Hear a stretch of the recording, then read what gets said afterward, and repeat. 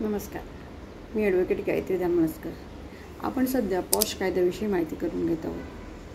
Posh कायदा हा sexual harassment of woman at workplace याबद्दल माहिती देतो आणि त्या संदर्भामध्ये कशी आपण तक्रार नोंदवायची आणि पुढील जे आपण करणार आहोत त्याच्यामध्ये प्रोसेसिंग त्याच्याबद्दल माहिती देतो.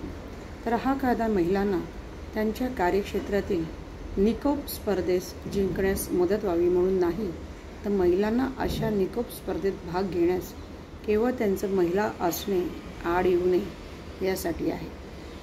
तर हा कायद्याविषयी अजून आपण माहिती करून घेणार आहोत की हा कायदा जो आहे तो आस्थापनांमध्ये कार्यालयांमध्ये हा बंधनकारक आहे.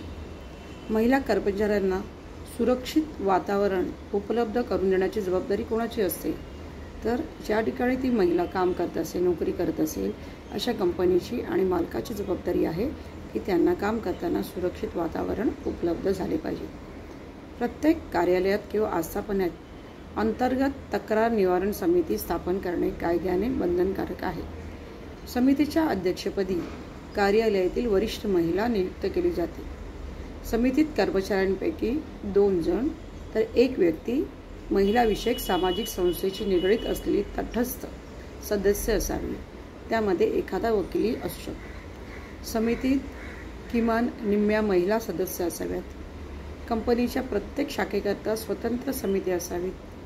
असंघटित क्षेत्रासाठी शासनाने जिल्हा पातळीवर तक्रार समितीची नेमायची आहे. तर अशा पद्धतीने वेगवेगळ्या कंपनी किंवा कार्यालयात या तक्रार निवारण आयोजकाची त्या कंपनीने नेमणूक करायची आहे. तर चला याबद्दल अजून माहिती घेऊन पुढील भागात भेटू. तोपर्यंत धन्यवाद.